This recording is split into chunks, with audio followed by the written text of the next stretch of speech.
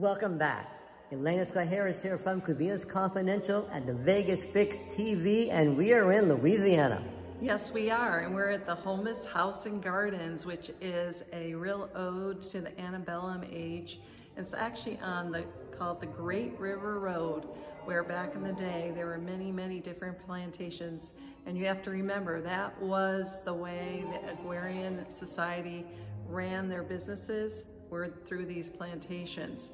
So this is actually one that one owner, Kevin Kelly, has restored the gardens, the property, so that people can come and do a tour of the property, but also he's got luxury cabins now, so he's turned it into a place of relaxation, a resort, and a place just to come and just chill out and have a beautiful meal. He's got a Forbes 5-star restaurant on property, Les Tilles, and a gorgeous other restaurants, a wonderful bar called the Turtle Bar, a beautiful hall to eat in, delightfully It's brilliantly decorated, unbelievable, called the Carriage House. And now he's built the Great River Road Museum, along with Jim Blanchard, artist, who has put this all together, and it is absolutely fascinating. The grand opening will be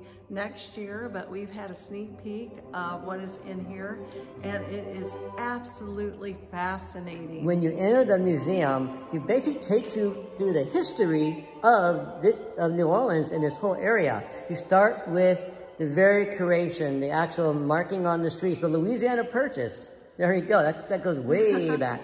Then about how Mardi Gras got started. And you go through this brilliant journey. You're surrounded by all these plantations, the history of these plantations, and including the one Homus House used to be a Homus plantation. And then you go through the sugar information about how these plantations work. It is a theme, because this was where the sugar cane industry was.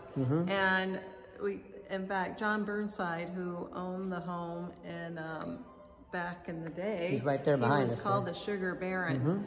And today it is such an integral part of the South, and how that really their economic system was set up back in the day. And also to understand really the culture and how, you know, society was formed, whether you like it or not, it was what it was. And then to see how they struggled with their economic system, especially with the North, and you know, had to come to terms with that. But it is a preservation of a society and of our country. Right. So it's really fascinating. Really, there's a focus on the steamboats, which are very, very, you know, yes. The Mississippi River is right out here. There's a whole, that is incredible, to come. Incredible. That's coming. But Kevin Kelly, who is the owner of this, he wants to preserve the whole story about the Mississippi, the steamboat history. And so there's a big integral part of the museum on that factor.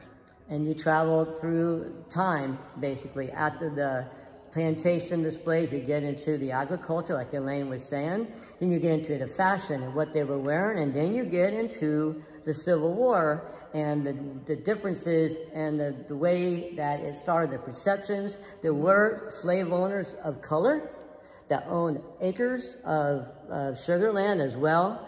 And it's just incredible when you see the Civil War era information as well from both sides. It's not slanted in your direction. It just lays out all the facts and to see history come to life in front of you. Yes. So I just can't even say enough about this place. I'm in awe.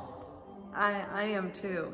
The fact that two gentlemen have put this all together, have collected these artifacts throughout the years, and now are putting it together with grants, and unbelievable. And not only that, but actually steamboats can actually come alongside the levee here, and they created a bridge. Right. So that people can come off the boats and come into this property, right, and either stay here or just come and have a great meal. Or for a drink. Right. Right. And or to see this, to see the history of the River Road and the integral part it played in our in the economic history of our country. Exactly. It's been such an amazing, I'm getting emotional about this, such an amazing place, and I cannot wait. Hopefully in the spring we'll be back for the grand opening where we'll see all kinds of stuff we haven't even told you about yet. Kind of interesting things to come. But until next time, right here alongside Mississippi River in Dara, Louisiana at the Homeless House and Gardens. Lance Scott Harris, with Zenas Confidential. We'll see you real soon.